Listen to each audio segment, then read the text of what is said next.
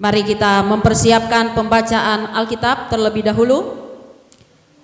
Kita membuka 2 Petrus pasalnya yang pertama. 2 Petrus atau surat Petrus yang kedua, pasalnya yang pertama.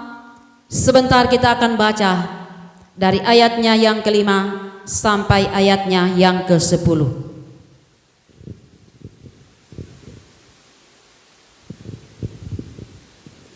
Setelah bahagian Alkitab ini telah kita temukan, marilah kita memohon pertolongan Roh Kudus di dalam doa. Mari kita berdoa. Firman-Mu, ya Allah, bagaikan dirus hujan yang menyirami bumi, memberikan kesegaran yang baru, memberikan pengharapan yang baru, dan memberikan kami kekuatan dalam menghadapi berbagai tantangan kehidupan di tengah-tengah dunia ini. Jika kami ada sampai pada saat ini, semua itu karena kuasa firman yang hidup di dalam kami. Biarlah kami akan terus menjadi saksi-saksi Kristus yang setia melakukan apa yang Tuhan kehendaki di dalam hidup kami.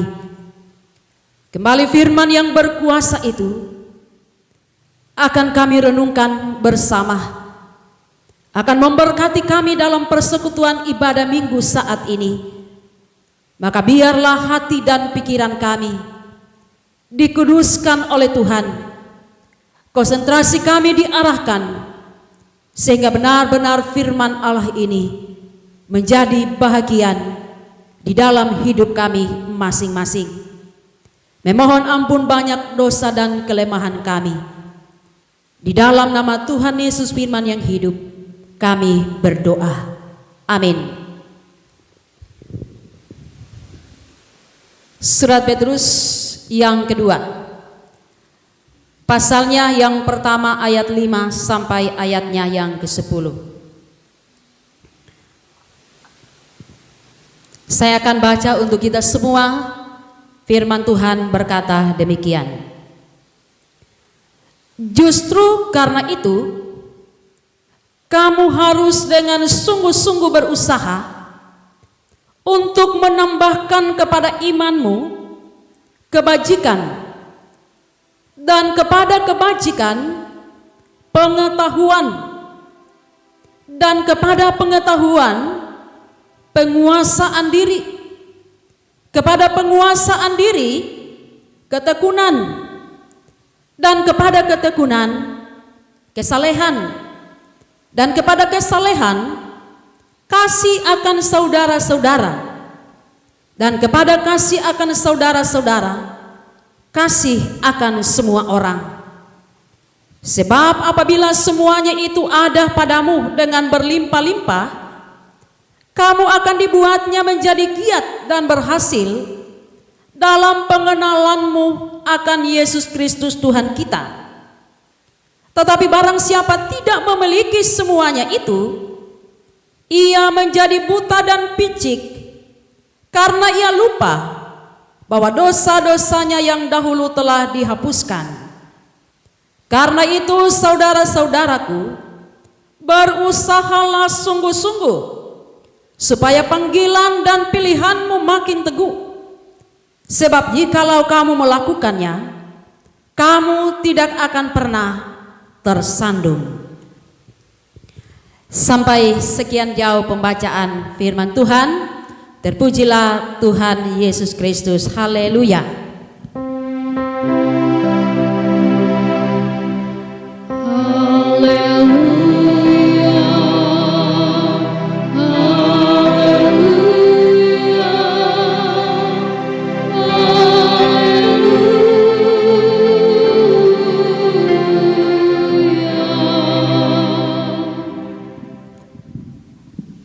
Bapak Ibu jemaat yang diberkati Tuhan,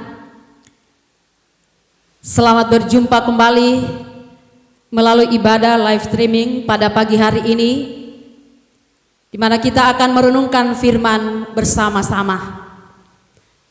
Sebelumnya, kami kembali menyapa Bapak Ibu jemaat Tuhan dengan penuh kasih, dengan penuh sukacita dari gedung gereja Anugerah Masomba Palu. Kiranya sukacita kita akan terus melimpah di dalam Tuhan, sekalipun dalam kondisi yang sangat terbatas. Ada pepatah yang mengatakan, maksud hati memeluk gunung, tapi apa daya tangan tak sampai. Artinya apa? Banyak hal yang kita ingin lakukan, yang kita ingin perbuat, tetapi situasi dan kondisi kita membatasi kita untuk melakukan itu. Kerinduan untuk berjumpa dengan jemaat begitu besar. Tentunya setiap kali kita ada di gedung gereja ini, kita selalu membayangkan bagaimana jemaat Tuhan kita boleh bersama-sama saling menyapa. Kita saling berbagi cerita, berbagi sukacita, berbagi pengalaman. Kita saling menopang dan saling mendukung dalam perjumpaan yang kita rindukan. Tetapi apalah daya, kurang lebih 1 bulan ini, maka ibadah ini dilakukan dalam jaringan. Tetapi percaya sungguh bahwa Allah tetap dan selalu memberkati jemaat Tuhan. Adanya pandemi virus corona telah banyak merubah seluruh tatanan kehidupan manusia di dalam dunia ini. Merubah kebiasaan kita, merubah sikap hati kita, merubah pandangan kita. Bahkan banyak hal kebiasaan-kebiasaan yang berubah karena virus corona yang menyebar di dalam kehidupan kita. Kalau kita melihat bukti kasih atau simbol kasih yang selalu kita nyatakan sebelum adanya pandemi virus corona ini, kita menyatakan kasih dengan memeluk erat sahabat kita, dengan berjabat tangan, dengan cipika-cipiki. Tetapi pada saat ini justru hal itu dilihat sebagai sesuatu yang berbahaya. Tidak boleh, semuanya dibatasi. Lalu untuk menyatakan kasih kepada orang lain, ada yang mengatakan lebih baik kalau kamu sayang dengan orang tua, kalau sayang dengan saudaramu, kalau sayang dengan kami, jangan dulu datang bertamu di rumah atau datang berkunjung. Apalagi mau mudik kembali ke kampung halaman, depending dulu, stop dulu. Bahkan ada begitu banyak cerita yang mengatakan pengalaman seorang anak atau saudara sudah kembali dari perantauan, sudah ada di muka rumah, di muka pintu, tetapi orang tuanya suruh kembali dulu. Kalau kau sayang, kau kembali dulu. Kami tidak mau untuk diperhadapkan dengan resiko seperti apa yang selalu terjadi ketika berjumpa dengan saudara-saudara kita dari tempat-tempat yang lain. Maka semuanya berubah, menahan rindu, penuh keharuan. Tetapi itulah yang harus dilakukan agar kita boleh menikmati keselamatan dan kenyamanan bersama. Dan masih begitu banyak hal yang berubah. Ibadah yang dulu kita berbondong-bondong datang ke gereja, maka saat ini tidak boleh datang di dalam gedung gereja. ibadah saja di rumah. Tetapi inilah yang harus dialami, sehingga begitu banyak orang yang bertanya, kapan situasi ini akan berakhir? Kapan Tuhan kami akan bisa kumpul lagi, kami bisa saling berjumpa lagi? Ada yang mulai berspekulasi, mengatakan bahwa ya mungkin di bulan ini semuanya sudah akan beres. Tetapi ada juga yang mengatakan belum tentu. Kita tidak bisa mengukur dan kita tidak bisa memprediksi apa yang akan terjadi ke depan. Jangan-jangan persoalan penderitaan akan semakin bertambah. Kita tidak pernah tahu itu. Oleh karena itulah yang bisa kita buat, selalu dikumandangkan, jaga iman dan imun. Jaga iman dan imun. Bagaimana menjaga imun? Pasti semuanya tahu. Harus banyak makan makanan yang bergizi, harus olahraga, harus hati harus gembira penuh sukacita, harus menjaga kebersihan supaya imun ini terjaga. Semuanya tahu. Tetapi bagaimana dengan menjaga iman? Menjaga iman tidak sama dengan menjaga imun. Tidak semudah menjaga imun, karena iman ini berbicara tentang hubungan kita dengan Tuhan. Berbicara bagaimana kita terus mengandalkan Kristus di dalam kehidupan kita. Karena itulah firman Allah pada saat ini akan mau memberikan kita sebuah perenungan bagaimana menjaga iman. Kalau iman sudah terpelihara dengan baik, maka iman lagi yang akan kita lihat. Apa yang harus kita lakukan untuk menjaga iman? Karena itulah dalam firman Allah dikatakan, justru karena itu kamu harus dengan sungguh-sungguh berusaha menambahkan kepada imanmu. Justru karena itulah.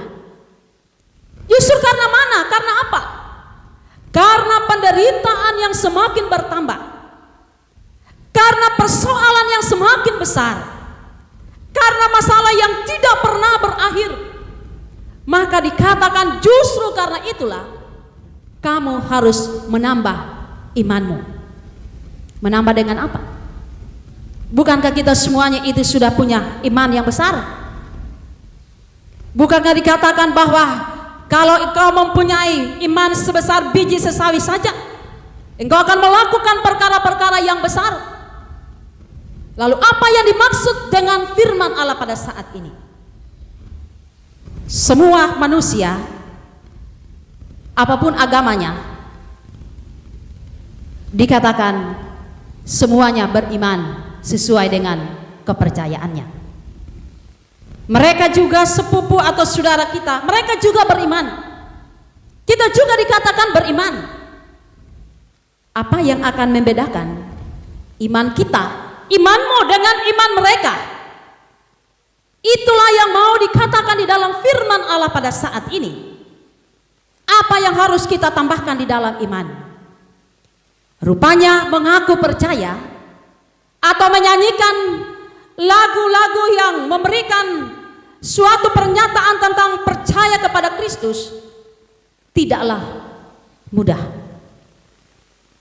Tidaklah menjadi satu jaminan bahwa itulah iman yang dimaksud di dalam bacaan ini. Kita lihat yang pertama dikatakan, tambahkanlah iman itu dengan pertama, kebajikan. Apa itu kebajikan? Kebajikan adalah perbuatan baik kepada orang lain, melakukan sesuatu untuk keselamatan orang lain, melakukan sesuatu untuk kepentingan orang lain. Tambahkan dengan kebajikan. Oke, mungkin kita katakan, kami sudah melakukan itu. melakukan sesuatu untuk orang lain.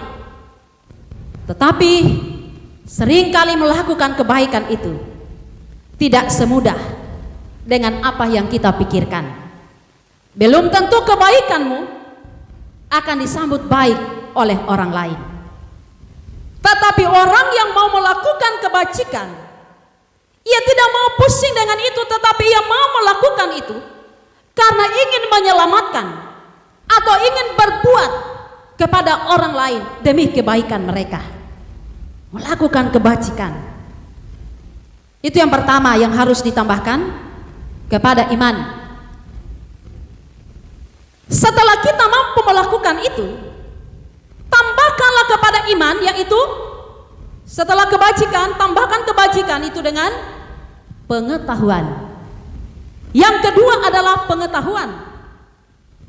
Yang bagaimana ini pengetahuan? Apakah kita harus sekolah tinggi, pendidikan kita ditambah?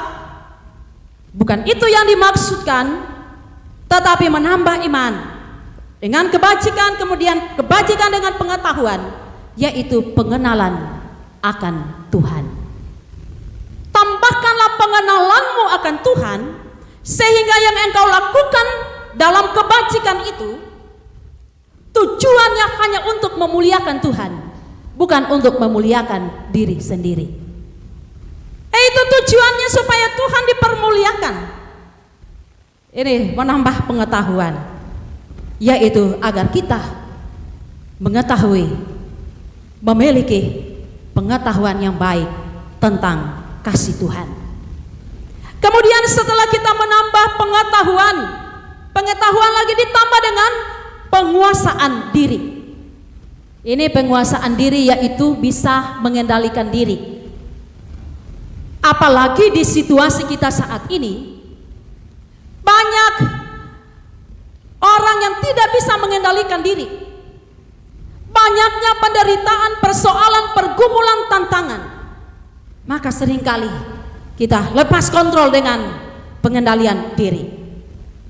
Lalu dikatakan tambahkanlah iman dengan pengendalian diri. Bagaimana kita bisa melawan apapun yang senantiasa ditawarkan kepada kita yang hendak menjatuhkan kita di dalam kuasa dosa. Kendalikanlah dirimu. Itu tidak mudah, tetapi jikalau Roh Kudus bekerja, maka akan bisa dinyatakan di dalam kehidupan kita. Jadi sudah ada 3 yang harus kita tambahkan di dalam iman, yaitu kebajikan, pengetahuan, pengendalian diri. Kemudian yang keempat adalah ketekunan. Banyak orang yang sudah tidak tekun karena masalah-masalah yang dihadapi, karena ibadahnya tinggal live streaming, karena ibadahnya mungkin tidak lagi tertuntun dan tidak lagi ada yang memandu. Maka banyak orang yang mulai tidak menjadi tekun. Jadi di sini adalah salah satu yang harus kita tambahkan kepada iman, yaitu ketekunan. Tekun berdoa, tekun beribadah, tekun membaca firman, tekun di dalam melakukan hal-hal yang baik. Jadi kalau orang yang tekun tidak akan berpengaruh kalau tetangga tidak tekun. Mungkin kita katakan, sedangkan dia sana juga tidak apa-apa, dia juga tidak tekun. Saya juga seperti itu. Tetapi kalau orang yang mau tekun, apapun yang menggodai dia di sekitarnya, ia akan tetap pada apa yang telah menjadi keputusan hidupnya. Tekun, tambahkan itu ketekunan di dalam imanmu. Kemudian kepada ketekunan ditambahkan lagi kesalehan. Nah, ini kesalehan, yaitu takut kepada Tuhan. Selalu mengukur apa yang ia mau lakukan dengan kehendak Tuhan. Ini yang dikatakan bahwa tambahkan imanmu lagi dengan kesalehan. Setelah engkau menambahkan kesalehan, tambahkan iman atau kesalehan itu dengan kasih terhadap saudara-saudara. Jadi kasih terhadap saudara-saudara itu awal kita bisa menjadi berkat bagi orang lain. Saudara-saudara kita dulu, di sekitar kita dulu, tambahkanlah kasih itu kepada imanmu. Dan setelah kita memiliki menyatakan kasih kepada saudara, nyatakanlah kasih kepada semua orang. Ini ketujuh hal yang dikatakan oleh Rasul Petrus. Bagaimana kita menambahkan itu melalui dalam iman kita. Agar apa? Agar kita bisa selamat di dalam menghadapi berbagai tantangan dan persoalan hidup. Kalau tujuh hal ini tidak ada, dikatakan kamu adalah orang yang picik, tidak memiliki kekuatan. Kita adalah orang yang bodoh jikalau kita tidak menambahkan iman dengan ketujuh hal itu. Oleh karena itu dikatakan pada ayatnya yang ke-10, berusahalah dengan sungguh-sungguh. Bagaimana kita berusaha? Jangan sampai ada satu pun yang dihilangkan dari apa yang telah disampaikan oleh firman. Jangan hanya 6, hanya 5, tetapi ketujuh hal ini merupakan satu modal kekuatan kita untuk memiliki iman yang teguh, menghadapi penderitaan dan persoalan serta pergumulan hidup.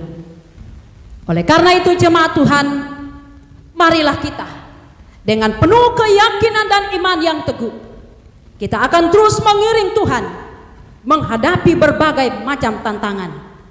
Kalau kita melihat kalau orang berperang, kalau musuhnya dia anggap tidak begitu besar, maka ia akan menghadapi dengan biasa-biasa saja. Tetapi ingatlah bahwa musuh kita semakin besar, maka iman harus semakin diperkuat. Marilah kita menjalani kehidupan ini dengan menambahkan tujuh hal ini di dalam iman kita. Saya percaya bahwa semua jemaat Tuhan telah beriman, tetapi firman Allah menyatakan tambahkanlah ketujuh hal ini, sehingga kita akan menjadi pemenang dalam seluruh perjuangan dan perjalanan kehidupan kita masing-masing. Tuhan kiranya memberkati kita semua. Amin.